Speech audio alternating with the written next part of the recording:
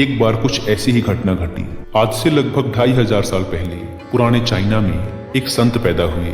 उनका नाम था लाओ त्सु। लाओ त्सु की गिनती अपने समय के सबसे समझदार और बुद्धिमान लोगों में की जाती थी। यहाँ तक कि चीन के सम्राट भी उनके पास सलाह लेने आया करते थे, क्योंकि लाओ त्सु की बुद्धिमानी के सैकड़ों किस्से प्रसिद्ध थे और उनका बड़ा मान सम्मान भी था पूरे चाइना में। सम्राट के दरबार में एक व्यापारी आया जिसके पास 2 फूल थे। उसने सम्राट के सामने एक शर्त रखी कि अगर सम्राट पहचान ले कि इनमें से कौन सा फूल असली है और कौन सा नकली, तो वो ये दोनों फूल सम्राट को भेंट कर देगा और साथ ही अपनी संपत्ति का आधा हिस्सा भी राजकोष में जमा करवाएगा। लेकिन अगर सम्राट नहीं पहचान पाते तो फिर उतना ही धन सम्राट को व्यापारी को देना पड़ेगा। सम्राट ने शर्त मान ली।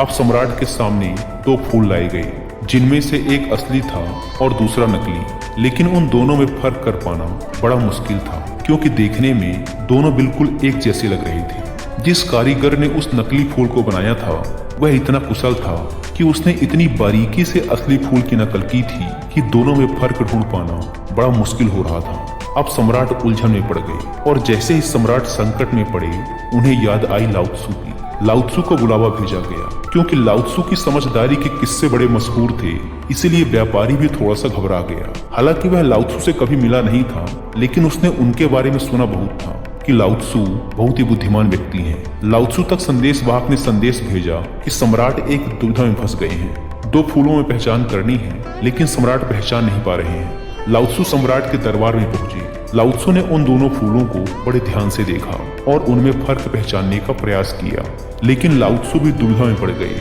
वो भी थोड़ा परेशान हुए, भ्रमित हुए कि इनमें से कौन सा फूल असली है और कौन सा नकली, क्योंकि देखने में दोनों फूल हूबहू एक जैसे थे। लाओ त्सु को भी उनमें अंतर कर पाने में बड़ी मुश्किल हो रही थी। फिर लाओ त्सु ने व्यापारी से थोड़ा सा समय मांगा और वो टहलते हुए दरबार की खिड़की तक गए और उन्होंने उस खिड़की को खोल दिया।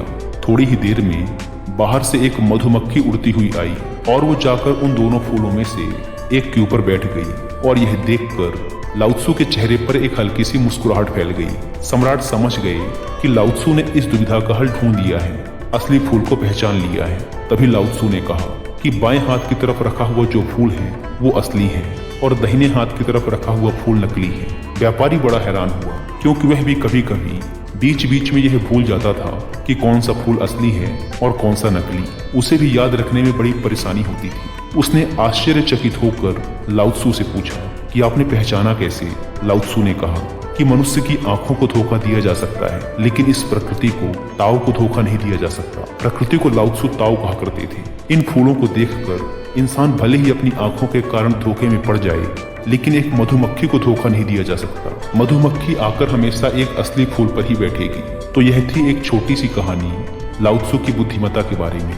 यह कहानी हमें सिखाती है कि अगर हम ध्यान दें तो हमारे आसपास ही बड़ी से बड़ी समस्याओं का समाधान छुपा होता है। आशा करता हूँ कि आपको यह कहानी पसंद आई होगी और आपके जीवन की दुविधाओं को हल करने में यह कहानी आपके काम आएगी। धन्यवाद।